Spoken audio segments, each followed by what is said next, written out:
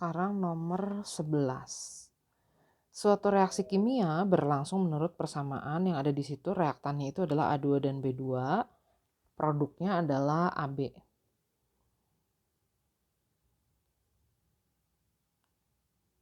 Jika hanya konsentrasi A yang dinaikkan 2 kali lipat, berarti konsentrasi A-nya dijadikan 2 kali A2, berarti B-nya dianggap tetap, maka laju reaksi menjadi 4 kali lebih cepat. Jadi saya tuliskan jadi 4V. Jika konsentrasi gas A2 dan B2 masing-masing dinaikkan 3 kali lipat, maka laju reaksi menjadi 9 kali laju mula-mula. Nah, kita diminta menggambarkan grafik hubungan konsentrasi masing-masing reaksi dengan laju reaksinya. Jadi intinya kita harus mencari dulu order reaksinya. Nah, anggap aja kita punya 3 eksperimen di sini. 3 variasi konsentrasi dan laju reaksi yang dihasilkannya. Nah, kita anggap ini reaksi ke-1, ke-2, sama ke-3. Percobaan ke-1, ke-2, sama ke-3. Kita bandingkan dulu nih V1 sama V2. V1-nya V, V2-nya 4V. Nah, laju reaksi itu nanti akan sebanding dengan konstanta laju reaksi dan konsentrasi reaktan-reaktan dipangkatkan ordenya. Konsentrasi A2 di percobaan 1 A2, di percobaan kedua katanya 2 kali lipat. Kalau B-nya dibuat tetap. Jadi kita nanti akan dapat orde terhadap A2. Ordenya 2. Kalau kita bandingkan sekarang percobaan 1 sama 3, V1-nya V, V3-nya 9V.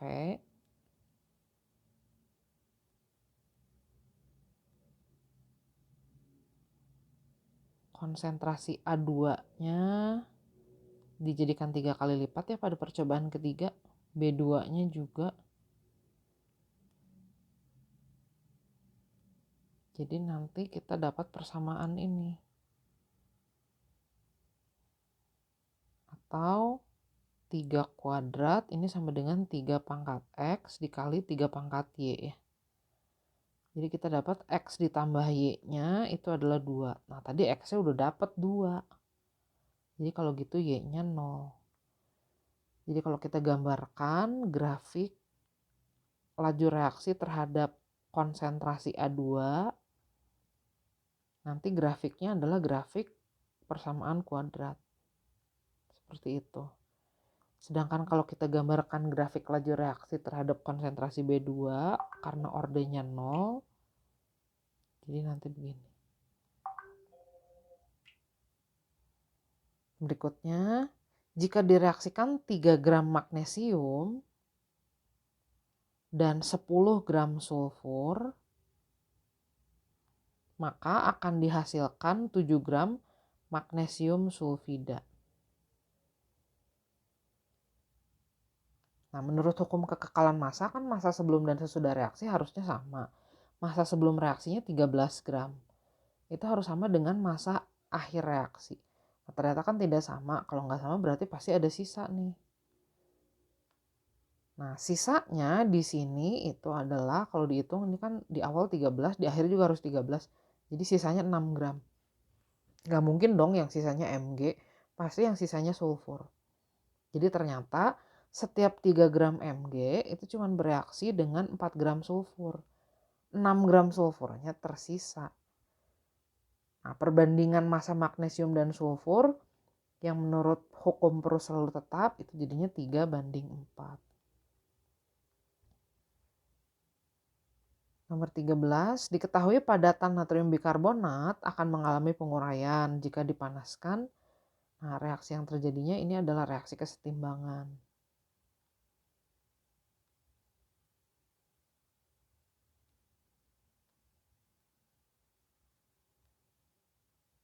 Hati-hati ini kesetimbangannya heterogen, jadi nggak semua wujudnya sama, ada yang solid, ada yang gas.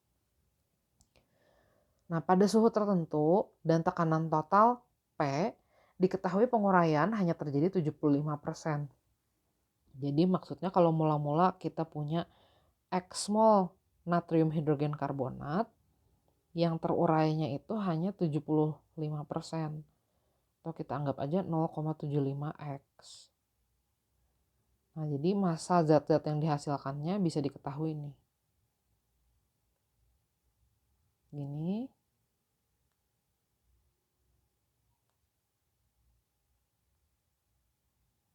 Nah, nanti masih ada sisa yang tidak terurai ya.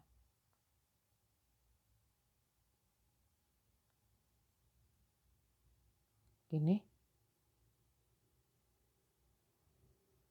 Nah, kita diminta menghitung Kp atau tetapan kesetimbangan gas. Tetapan kesetimbangan gas itu tergantung dari tekanan parsial gas-gas yang ada di situ. Dalam sistem hanya ada gas H2O dan gas CO2. Koefisiennya 1. Nah, jadi kita ngitung Kp-nya gini caranya. Tekanan parsial H2O, cara menghitungnya itu adalah jumlah mol H2O 0,375x ya. Dibagi jumlah mol total gas yang ada di situ. Di situ ada dua jenis gas, H2O dan CO2. Jumlah molnya kalau dijumlahkan 0,375 ditambah 0,375x. Jadi 0,750x. Tekanan totalnya P. Tekanan parsial CO2 juga sama. Nilainya segitu.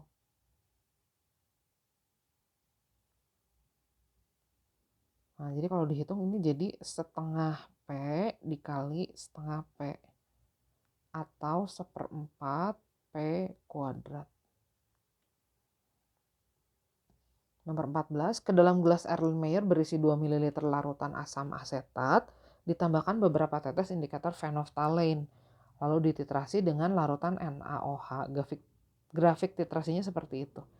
Jadi di sini kita mentitrasi asam lemah dengan basa kuat. Makanya titik ekivalennya di atas 7 tuh ya. Indikator yang digunakannya phenolphthalein karena range pH-nya di atas 7. Nah, kita diminta menghitung konsentrasi larutan CH3COOH.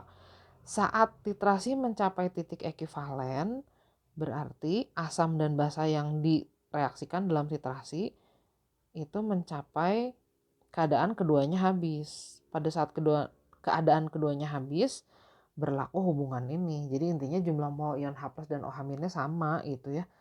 Atau asam dan basanya habis bereaksi. Nah, konsentrasi CH3COOH-nya kita nggak tahu. Volume CH3COOH-nya 2 ml. Valensi CH3COOH 1 ya, karena CH3COOH melepaskan 1 ion H per molekul. Molaritas titrannya NaOH-nya 0,1 molar. Volume NaOH-nya terbaca di sini saat titik ekivalen 20 ml. Valensinya NaOH itu jumlah ion OH- per 1 molekulnya 1. Jadi kita dapat molaritas asam asetatnya. Ternyata 1 molar.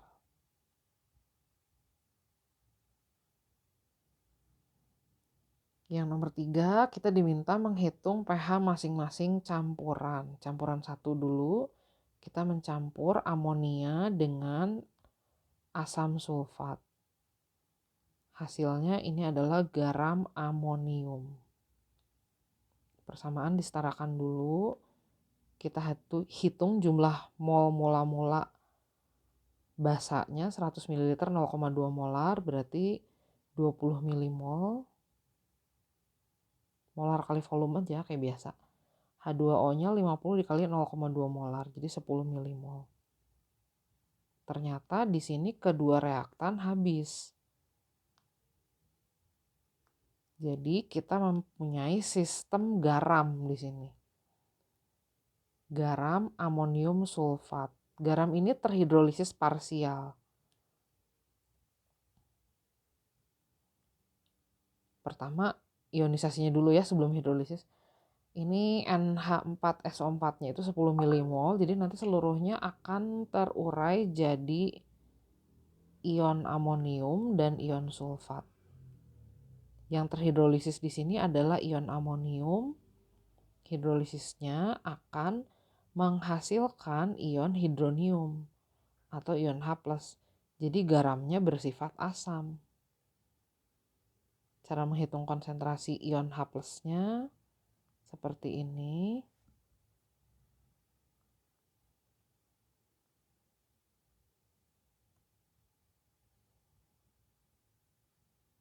KW selalu kalau nggak ada informasi dianggap 10 pangkat min 14. KB-nya ada di soal. Konsentrasi ion NH4-nya berarti ion NH4-nya kan 20 milimol. Volume total campurannya berarti 100 ditambah 50. 150 mililiter. Nah, nanti konsentrasi ion H+ yang diperolehnya itu adalah 10 pangkat min 4,5 dikali akar 2/15. pH-nya berarti 4,5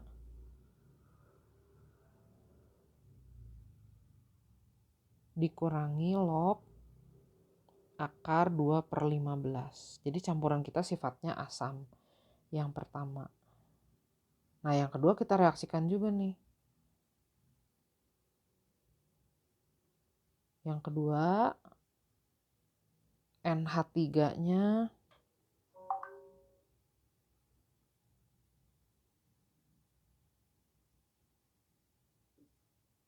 beda di jumlah molnya aja ya. Persamaannya setarakan dulu kayak biasa.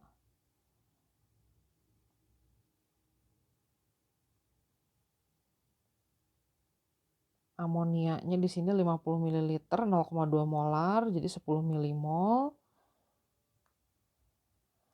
H2SO4-nya 20 ml 0,2 molar jadi 4 milimol.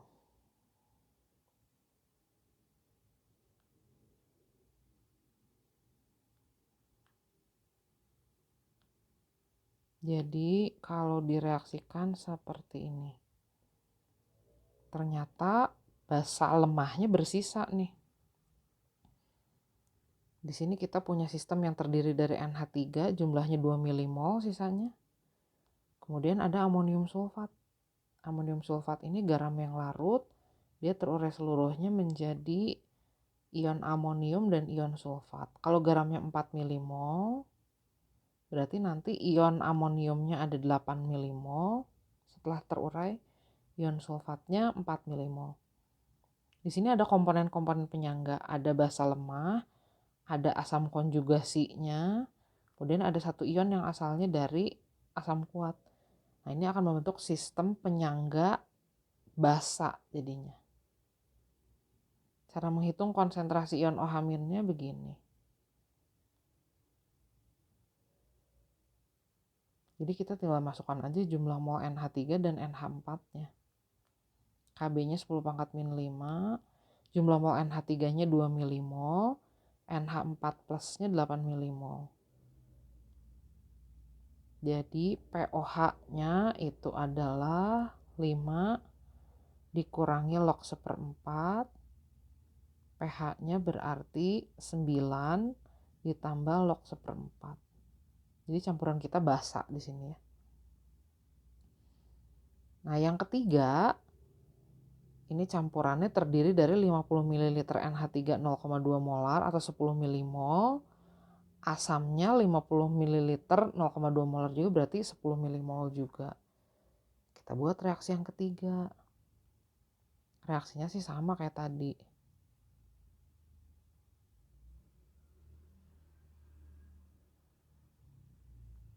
Masing-masing 10 milimol sekarang. Jadi yang habis NH3-nya ya di sini. Nah, di akhir reaksi nanti akan masih ada sisa 5 milimol asam kuat. Nah, asam kuat nanti akan dominan menghasilkan ion H+. Kita hitung dulu aja molaritasnya. Molaritas itu berarti jumlah mol dibagi volume total. Volume totalnya di sini 50 tambah 50 ya. Jadi 100 ml. Konsentrasi ion H+-nya karena ini adalah asam kuat bervalensi 2, jadi molaritas dikali 2. Atau ini jadi 0,1 molar. Jadi pH-nya 1. Kalau diurutkan berarti larutan yang ketiga itu pH-nya paling rendah. Larutan ke-1 pH-nya lebih tinggi, garam asam. Larutan kedua pH-nya paling tinggi karena dia adalah larutan penyangga basa. Nah, jadi urutannya 3, 1, 2. Kalau diminta diurutkan dari yang pH-nya paling kecil ya. Oke, kita lanjut nomor 16. 2,4 liter gas HCl pada suhu dan tekanan yang diketahui di situ, kita hitung dulu aja jumlah molnya. Tekanannya 76 cmHg itu berarti 1 atmosfer. Volumenya 2,4 ml. Tetapan gas idealnya 0,08, suhunya 27 derajat Celcius berarti 300 Kelvin ya. Ternyata jumlah mol HCl-nya itu adalah 0,1 milimol. Nah, HCl-nya ini dilarutkan dalam air katanya, direaksikan dengan NH3. Nanti akan membentuk NH4Cl ya pasti. Nah, NH3-nya jumlah molnya kita hitung juga. Pakai rumus yang sama, dianggap gas ideal juga. Tekanannya itu 38 cmHg, itu berarti setengah atmosfer. Volumenya 9,6 ml.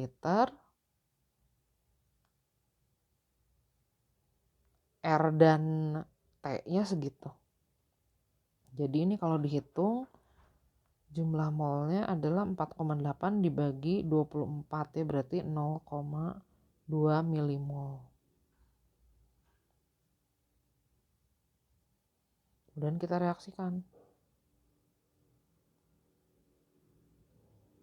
Ternyata yang tersisa itu adalah NH3. Nah, jadi kita punya sistem buffer di sini. Larutan, buffer, basa. Karena kita punya NH3 dan NH4Cl yang terurai jadi ionnya pasti ya. Masing-masing ya 0,1 milimol ion-ionnya.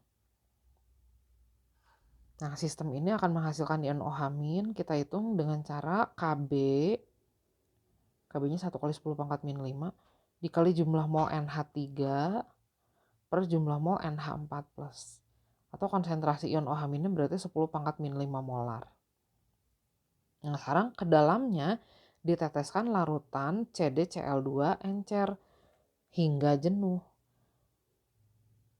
Nah, waktu dia jenuh berarti kelarutan CdOH 2 kali yang terbentuk maksimal itu adalah hasil kalinya 6 kali 10 pangkat min 15. Jadi di sini ada larutan jenuh ini nih. Ion-ion penyusunnya Cd2+ dan OH-. Nah, KSP-nya berarti bisa kita hitung dengan cara mengalihkan konsentrasi ion Cd dikali konsentrasi ion OH- dikuadratkan.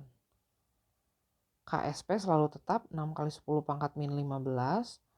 Konsentrasi Cd2+-nya kita nggak tahu, OH-nya asalnya dari buffer ini. 10 pangkat min 5 molar. Jadi konsentrasi ion Cd2+ yang diperlukan agar larutan ini tepat jenuh berarti jadi 6 dikali 10 pangkat min 5 molar.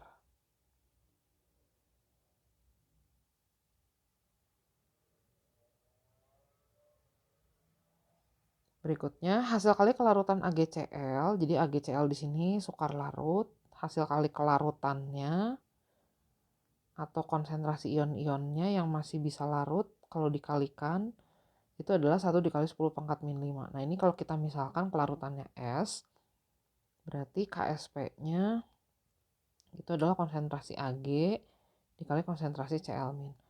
Nah, yang ditanya kelarutannya dalam NaCl. Nah, NaCl itu nanti akan memberikan ion senama, yaitu ion Cl-. Kalau NaCl-nya 0,1 molar, berarti ion-ionnya juga sama ya, 0,1 molar. Jadi, nanti di sini akan ada tambahan ion Cl-. Kalau ion Ag-nya nggak ada tambahan, jadi tetap S kelarutannya atau konsentrasinya. Ion Cl-nya jadi S ditambah 0,1. Nanti diabaikan nilai S-nya. Jadi kelarutan di dalam NaCl-nya itu adalah 1 dikali 10 pangkat min 9 mol per liter. Nomor 18 kita diminta menuliskan sifat koligatif yang terlihat pada fenomena ini. Pembentukan delta itu adalah fenomena koagulasi. Alat cuci darah ini memanfaatkan sifat koligatif dialisis yang hanya bisa melewati membran dengan ukuran pori tertentu. Sorot lampu mobil pada keadaan berkabut itu disebutnya efek Tyndall. Kalau gerak partikel debu yang terus-menerus ketika disinari seolah-olah nggak terpengaruh oleh gravitasi itu disebutnya gerak Brown.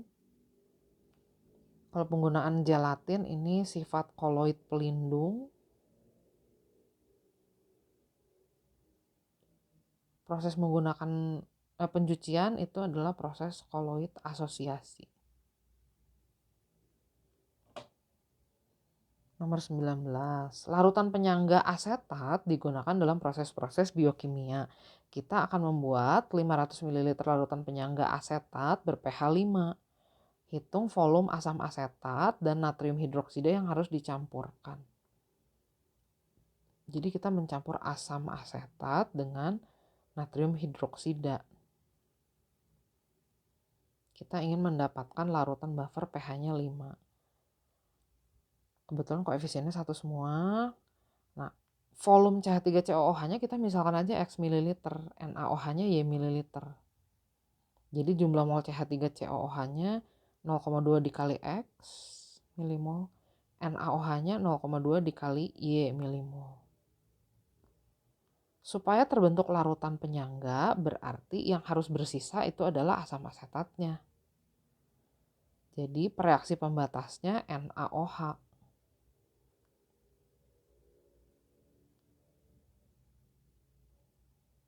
Jadi nanti CH3COOH-nya masih sisa, NaOH-nya habis, garamnya dan air sekian milimol.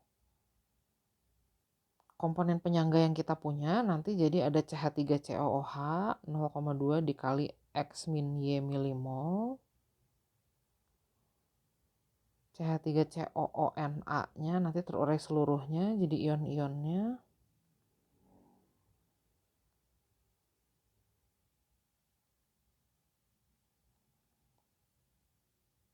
Nanti kita akan mendapatkan larutan penyangga asam.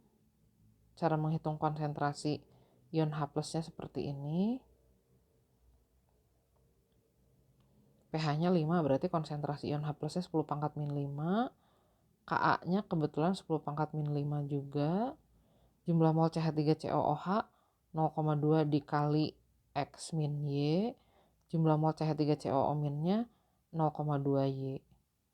Berarti X min Y itu sama dengan Y atau X-nya sama dengan 2Y. Total volume buffer yang kita perlu itu adalah 500 ml. Nah, X-nya kita substitusi aja jadi 2Y ya. Jadi ternyata nilai Y-nya itu adalah 500 per 3 ml. Y itu tadi volume NaOH ya. Jadi volume NaOH yang diperlukan di sini adalah 500 per 3 ml. Volume asam asetatnya berarti sisanya ya. Sisanya berarti 500 dikurangi 500 per 3.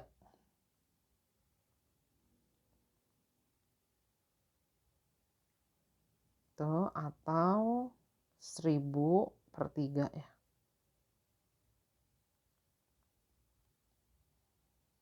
Nomor 20 diketahui KSP berbagai senyawa yang ada di sini. Nah, BaSO4 itu terurai menjadi 2 ion ya. Jadi hubungan S dan KSP-nya, S-nya itu adalah, KSP-nya itu adalah S kuadrat.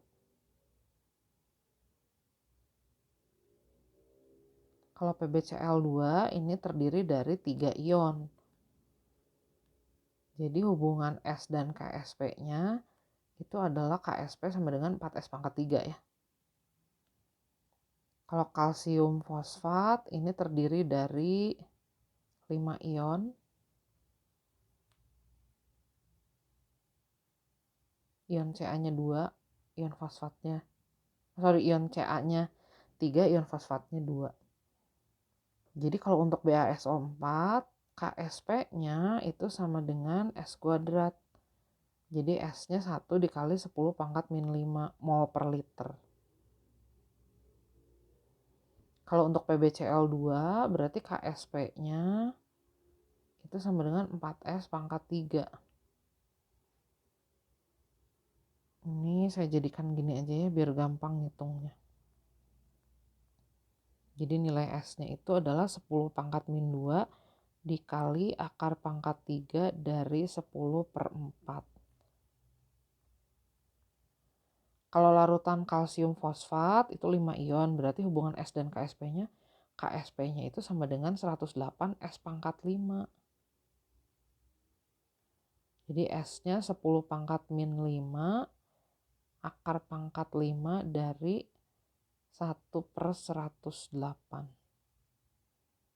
Kalau disuruh mengurutkan berarti yang kelarutannya paling besar itu adalah senyawa 2 ya. Kelarutannya paling besar senyawa 2.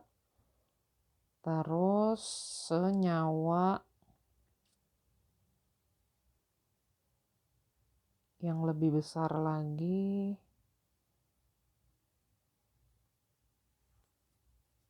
berarti yang ke-1 ya. Kayaknya lebih besar yang ketiga ya. Oh sorry. Yang ketiga ini kan akar 1/108 kan kecil banget ya.